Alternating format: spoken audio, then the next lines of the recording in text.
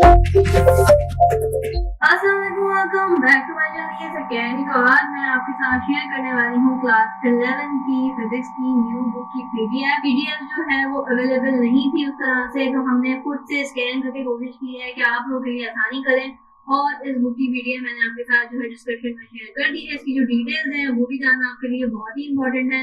तो मैं आपके साथ शेयर करने वाली हूँ कि कौन सा चैप्टर ज्यादा इंपॉर्टेंट है, किसकी कितनी वेटेज है और इस बुक में क्या क्या चीजें अच्छी हैं जो कि तब्दील की गई हैं, और इसको डिस्कस करने वाले हैं कि कितने ओवरऑल चैप्टर्स हैं और किस चीज से रिलेटेड है। चलिए आज की वीडियो को स्टार्ट करते हैं। डिस्क्रिप्शन में आपको लिंक इंशाल्लाह मिल जाएगा और मैंने अपनी वेबसाइट का भी लिंक दे दिया है, तो आप वहां पे जाके अपनी क्लास 11 की केमिस्ट्री की बुक भी इजीली देख सकते हैं। उसकी पीडीएफ भी वहाँ पे मौजूद है। तो आप वेबसाइट पे जब जाएंगे तो आपको ऑलरेडी सारी बुक्स की पीडीएफ डिटेल में मिल जाएगी और आपको अच्छे से आइडिया भी हो जाएगा कि कौन सी पीडीएफ कौन सी बुक। इस तरह से आपके पास जो है वो क्लास 11 का फर्स्ट पेज है सिन बोर्ड का, ठीक है। और ये बुक काफी ज्यादा मेहनत लगा के स्कैन की गई है क्योंकि अभी तक मार्केट के अंदर ये बुक अवेलेबल नहीं है और इसकी जो ओरिजिनल बुक की पीडीएफ है वो भी अभी तक इस तरह से ओपनली अवेलेबल नहीं है, ठीक है। तो हमने इसको काफी ज्यादा रिसोर्सेज लगा के और आप लोगों के लिए स्कैन किया है कि आप लोगों को पहले से ही बुक मिल जाए ताकि आप लोग अपनी पढ़ाई स्टार्ट कर दें। तो चलते हैं यूनिट 1 की बात करें अगर, तो यूनिट 1 जो है वो वेटेज कैरी कर रहा है 11%, यानी कि आपके पेपर में 11% जो है कंटेंट वो चैप्टर 1 से आने वाला है, ठीक है। और मुझे सबसे अच्छी बात लगी है कि थोड़ी सी ये बुक जो है वो कलरफुल कर दी गई है। आप देख रहे होंगे कि पहले की जो बोर्ड की जो बुक्स हुआ करती थी वो काफी ज्यादा मतलब ड्राई फील देती थी, मतलब एक व्हाइट पेपर होता था उसके ऊपर ब्लैक से जस्ट लिखा हुआ होता था, कोई ज्यादा कलरफुल वगैरह चीजें उसके अंदर नहीं होती थी इस तरह से। लेकिन इस बुक की सबसे अच्छी बात जो मुझे लगी है और जो अभी 9-10 क्लास की बुक्स चेंज हुई हैं वो अच्छा ये हुआ है कि उसके अंदर कलर ऐड कर दिए गए हैं ताकि आप लोगों को थोड़ा सा आंखों को अच्छा फील हो और आप लोग जो है वो मोटिवेशन। फिजिक्स की बुक के अंदर काफी ज्यादा अच्छी चेंजेस की गई है और सबसे बेस्ट ये है कि जिस चैप्टर के रिलेटेड सारा कंटेंट उसके अंदर मौजूद है तो उसी से रिलेटेड करती हुई जो है इसे रिलेट करती हुई आपके पास मेन टाइटल के ऊपर चीजें हैं। इस तरह से कि अगर हम फिजिक्स की चैप्टर 1 की बात करें तो फिजिक्स एंड मेजरमेंट्स है और उसका जो है यहाँ पे वेटेज लिखा हुआ है हर चैप्टर का। और जैसे कि ये चैप्टर मेजरमेंट के बारे में है तो यहाँ पे हमारे पास पाकिस्तान की ही रिप्रेजेंट करती हुई काफी ज्यादा चीजें इंक्लूड की गई हैं वो किस तरह से, और उसकी जो इन्फॉर्मेशन है वो भी काफी ज्यादा इंटरेस्टिंग है। वो किस तरह से कि हमारे पास जो ये पाकिस्तान का प्राइड है K2 अल्लाह ताला की रहमत है और एक जो है दुनिया में एक अजूबा भी माना जाता है। World highest second highest peak हमारे पास मौजूद है, ठीक है। और हमें इस चीज पे जो है वो काफी ज्यादा फखर भी है और काफी सारे बच्चों को इस चीज के बारे में इतना ज्यादा मालूम नहीं होता। तो ये अच्छी चीज है कि थोड़ी छोटी इन्फॉर्मेशन भी दे दी गई है कि चैप्टर किस किस चीज से रिलेटेड है। और सबसे अच्छी बात ये है कि छोटी छोटी इन्फॉर्मेशन जो कि आपके बहुत ज्यादा काम आने वाली है और मोस्ट के बच्चों को पता भी होना लाजमी है। तो ये है कि ये हमारे पास K2 का जो है वो क्योंकि मेजरमेंट्स के रिलेटेड चैप्टर है तो यहाँ पे K2 का जो है हमारे पास इन्फॉर्मेशन है कि इसको जो है वो सेकंड हाईएस्ट पीक कहा जाता है, ठीक है। और यहाँ पे समिट जो है वो 8611 मीटर यानी कि इसकी मेजरमेंट है, ठीक है।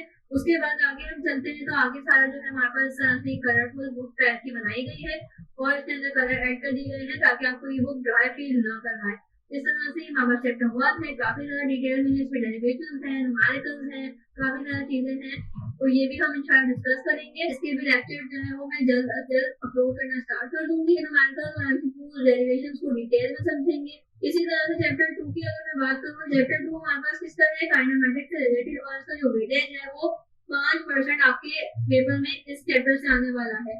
और इसकी जो अगर हम टाइटल की बात करें तो टाइटल काफी ज्यादा इंफॉर्मेटिव है कि हमारे पास ब्रांड ऑफ पाकिस्तान हमारे पास मोहम्मद आसिफ जो है वो बेसिकली प्रोफेशनल स्नूकर प्लेयर है, ठीक है। और उसकी उनकी यहाँ पे इंफॉर्मेशन वगैरह भी दी हुई है कि he is the 2-time winner of amateur IBSF world snooker championship जो है उन्होंने जीती भी है, ठीक है। इस तरह से ये काफी ज्यादा इंफॉर्मेटिव स्टेप जो है वो उठाया गया है। मुझे तो ये चीज अच्छी लगी कि आप लोगों को कुछ नया भी साथ साथ पढ़ने को मिलेगा, कुछ इंटरेस्टिंग भी मिलता जाएगा। अब हम बात करते हैं चैप्टर नंबर 3 की। तो ये भी हमारे पास प्राइड ऑफ पाकिस्तान अरशद नदीम, इनको हम काफी ज्यादा अच्छे से जानते हैं। इस चैप्टर से रिलेटेड भी 6 जो है वो % का वेटेज है, यानी कि इस चैप्टर से भी 6% आपके पेपर में एग्जाम में आएगा। और ये पाकिस्तान का फखर है और इन्होंने यहाँ पे थोड़ी सी उनकी इंफॉर्मेशन भी दे दी गई है। First south Asian to cross 90 meters barrier in Birmingham as he wins the gold medal, breaking the Commonwealth game record in javelin throw। यानी कि हमें जो बेसिकली कहा जाता है नेजाबाजी का जो मुकाबला है तो उन्होंने जो है वो 90 मीटर्स का थ्रो करके एक वर्ल्ड रिकॉर्ड बना दिया, ठीक है। और इसके बारे में हमारे पास बाकी इन्फॉर्मेशन है और बाकी हमारे पास जो चैप्टर का कंटेंट है वो भी काफी ज्यादा इंटरेस्टिंग है। मुझे ये चीज अच्छी लगी कि इन्होंने रियल लाइफ से एग्जाम्पल दी है, रियल लाइफ से जो है हमारे पास चीजें लेके और प्राइड ऑफ पाकिस्तान जो है इसके अंदर ऐड कर दिया गया है ताकि आप लोगों को भी चीजें जो है वो अच्छे से मालूम हो, ठीक है। उसके बाद चैप्टर नंबर 4 की बात करें तो वो भी रैशनल एंड सर्कुलर मोशन है और यहाँ पे हमारे पास वेटेज कितना कैरी करने वाला है 8% का ये चैप्टर वेटेज कैरी करेगा, यानी कि यहाँ पे 8% जो है इसका कंटेंट आपके एग्जाम में आने वाला है। ये हमारे पास जो है वो अम्यूजमेंट पार्क है, हिल पार्क कराची, ठीक है। ये दोबारा से रेनोवेट हुआ तो काफी ज्यादा अच्छा हो गया है। इन्होंने रिसेंट चीजें जो है वो डाली है ताकि हर बच्चे को इनके बारे में इंफॉर्मेशन। चैप्टर 5 हमारे पास है वर्क पावर एंड एनर्जी के बारे में और ये भी चैप्टर आपके पास 10% वेटेज कैरी कर रहा है जो कि आपके लिए काफी ज्यादा इंपॉर्टेंट है, क्योंकि अगर किसी चैप्टर से 5% भी आ रहा होता है तो उस चैप्टर को भी हम छोड़ते नहीं है, उसको भी हम पढ़ते हैं। तो ये तो फिर भी 10%, 8% इस तरह से वेटेज कैरी कर रहे हैं। और आपको पता है कि एग्जाम के अंदर 2 मार्क्स का भी सवाल इंपॉर्टेंट है आपके। बाकी यहाँ पे वर्क पावर एनर्जी के अंदर यहाँ पे under 13 football tournament at third जो हमारे पास कराया गया था, तो वो हमारे पास यहाँ पे गर्ल्स का एम्पावरमेंट भी शो कराई गई है और यहाँ पे साथ में इसको ऐड किया गया है। चैप्टर 6 हमारे पास है वेटेज इसका है 4%, ठीक है। और यहाँ पे हमारे पास जो पाकिस्तान की चीज ऐड करी गई है वो है डैम्स एंड डिस्ट्रिक्ट डैम, जो उसकी जो है थोड़ी सी इन्फॉर्मेशन भी दे दी गई है। Gravity dam wall must be wider at the bottom as it can bear the higher pressure of static fluid, ठीक है। तो यहाँ पे हमारे पास इस तरह से काफी ज्यादा इंटरेस्टिंग चैप्टर है और काफी ज्यादा इंटरेस्टिंग चीजें डाली गई है। हर तरह से मुझे लग रहा है काफी ज्यादा ऑर्गेनाइज भी कर दिया गया है, पहले कंटेंट इतना ज्यादा जो है वो ऑर्गेनाइज नहीं हुआ करता। चैप्टर 6 में हमारे पास है फ्लूइड डायनामिक्स, जिसमें हमारे पास वेटेज है अगेन 6% का और इसमें पाकिस्तान की जो चीज ऐड करी गई है वो है विंड एनर्जी फॉर्म एट घारो, ठीक है। ये विंड फैन वगैरह लगाए गए थे, ये एक बड़ा प्रोजेक्ट था, मेगा प्रोजेक्ट था और आज भी ये विंड फैंस लगे हुए हैं जो कि एनर्जी प्रोड्यूस करते हैं, एनर्जी जो है वो बनाते हैं। ये आपके पास चैप्टर नंबर 7 है। उसके अलावा हमारे पास चैप्टर 8 है इलेक्ट्रिक फील्ड, इसका वेटेज हमारे पास 11% और ये काफी ज्यादा अच्छा और इंटरेस्टिंग चैप्टर है। आपने इसको डिटेल से पढ़ना है, इंशाल्लाह हम यहाँ पे इसके एमसीक्यूज और न्यूमेरिकल्स और डेरिवेशन को डिटेल से देखने वाले हैं और इंशाल्लाह मैं आपके साथ इसके नोट भी शेयर करूंगी। चैप्टर 9 है हमारे पास capacitors which is carrying a weightage of 3%। ये न्यूमेरिकल्स काफी ज्यादा इंपॉर्टेंट है, इसके न्यूमेरिकल एक ना एक तो लाजमी आपके एग्जाम में आता ही आता है। चैप्टर 10 हमारे पास है डीसी सर्किट, इसका 10% आपके पास एग्जाम में आने वाला है कंटेंट और इसकी इस तरह से हमारे पास कंटेंट हमारे पास ऑलरेडी लिखा हो जा रहा है शॉर्ट उससे कि हम यहाँ पे जो है कॉन्सेप्ट पढ़ेंगे रजिस्टर के बारे में, ईएमएफ के बारे में और ईएमएफ के भी एमसीक्यू और न्यूमेरिकल्स काफी ज्यादा इंपॉर्टेंट है और इसकी कहीं ना कहीं थोड़ी सी डेरिवेशन भी एग्जाम में पार्ट के तौर पे आ जाती है। फिर 11 है ऑसिलेशन और उसका वेटेज है 7%। मैं इसके डिटेल में बता रही हूँ कि आप लोगों को एक तो फर्स्ट ऑफ ऑल आइडिया भी हो जाए कि बुक के अंदर कितने चैप्टर्स हैं और कितनी वेटेज कैरी कर रहे हैं। जिस चीज के बारे में हम पढ़ रहे हैं हमें ये मालूम होना चाहिए कि हमारा एग्जाम में कितना आने वाला है इससे, ठीक है, ताकि हम उसको और ज्यादा अच्छे से समझ के पढ़े, क्योंकि कुछ चीजें ऐसी होती हैं जो एग्जाम में बहुत ज्यादा कम आती हैं तो उस पर हम इतना ज्यादा टाइम नहीं वेस्ट करेंगे और उसको अच्छे से समझ के आगे बढ़ जाएंगे। लेकिन कुछ चीजें जो है वो बहुत बहुत इंपॉर्टेंट होती है तो उसको आपने अच्छे से अच्छा करना होता है, बेस्ट से बेस्ट करना होता है। तो इसलिए मैं ये आपको बताती जा रही हूँ कि कौन सा चैप्टर क्या वेटेज कैरी कर रहा है, यानी किस चैप्टर से कितना आने वाला है। चैप्टर 11 में हमारे पास ऑसिलेशन से रिलेटेड है, ये बाकी हमारे पास जो है वो बंजी जंपिंग के बारे में बताया गया है किस तरह से होती है और बाकी ये है एसएचएम के बारे में, तो एसएचएम के भी डेरिवेशन आती है, न्यूमेरिकल आते हैं।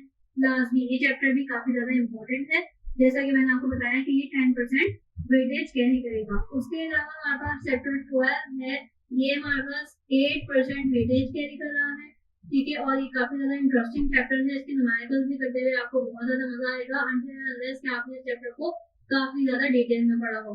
साउंड के रिलेटेड ये मोस्टली चैप्टर है, साउंड वेव्स के बारे में हम इसके अंदर पढ़ेंगे, रडार वगैरह के बारे में पढ़ेंगे, किस तरह से जो है वो साउंड वेव्स ट्रेवल करती हैं और इस तरह से हम इसको काफी ज्यादा डिटेल में पढ़ने वाले हैं। हमारे पास चैप्टर नंबर 13 है जो कि है फिजिकल ऑप्टिक्स के बारे में, इसका भी वेटेज है 8% और ये हमारे पास बेसिकली लाइट के बारे में है कि लाइट कितनी इंपॉर्टेंट है हमारी लाइफ के अंदर और इसके बारे में थोड़ी डिटेल वगैरह भी दी गई है। बहुत सारे बच्चे कह रहे होंगे कि यहाँ पे हमारे पास लाइट और मोड का क्या कॉम्बिनेशन बन रहा है, कि इसको ऐड किया गया है। तो लाइट का जो है वो हमें तो मोस्टली पता ही है कि लाइट किस तरह से कहाँ हमारे पास काम आती है। फिनोमेना ऑफ लाइट के बारे में आप लोग पढ़ोगे और यहाँ पे बेसिकली ये कलर स्पेक्ट्रम के बारे में बताया गया है, किस तरह से जो है वो डिफरेंट कलर जो है वो लाइट की वजह से हमें नजर आ रहे होते हैं। तो बेसिकली इस तरह से इसका लिंक बनाया गया है, ठीक है।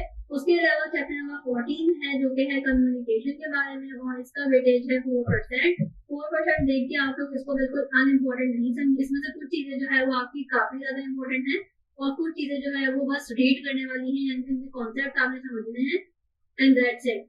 इसमें आपने फाइबर ऑप्टिक्स के बारे में पढ़ना है, माइक्रोवेव यानी कि मोस्टली जो है वो रेडिएशन वगैरह के रेस के बारे में आप लोग पढ़ोगे, किस तरह से जो है वो फील्ड जो है वो इम्पैक्टफुल हो जाती है। और उसके अलावा आप देखोगे कि हमारी लाइफ के अंदर जो है वो कंफर्ट किस तरह से आता गया और आज हम जो है जो लाइक फोन है, इंटरनेट है या फिर माइक्रोवेव वगैरह जो चीजें हैं वो हम किस तरह से ऑपरेट कर रहे होते हैं और किस तरह से इसको कॉन्सेप्ट आया और ये हम कहाँ यूज कर रहे होते हैं। तो बेसिकली इसके अंदर जो है मोस्टली यूजेस और एडवांटेजेस वगैरह आपके एग्जाम में आने वाले हैं, लेकिन इस चैप्टर को भी हमने डिटेल से देखना है। तो ये आपका चैप्टर लास्ट चैप्टर था। इस तरह से आपके पास मैंने पूरी बुक कोशिश की है कि आप लोगों को समझाऊं इस चैप्टर में हमें क्या पढ़ना है। ये सारे एमसीक्यू इंशाल्लाह हम इसको कवर भी करेंगे, इसके भी लेक्चर इंशाल्लाह जल्दी अपलोड हो जाएंगे। तो आई रियली होप कि आज की वीडियो आप लोगों के लिए हेल्पफुल रही हो। मैंने पीडीएफ का लिंक जो है वो आपको डिस्क्रिप्शन में दे दिया है।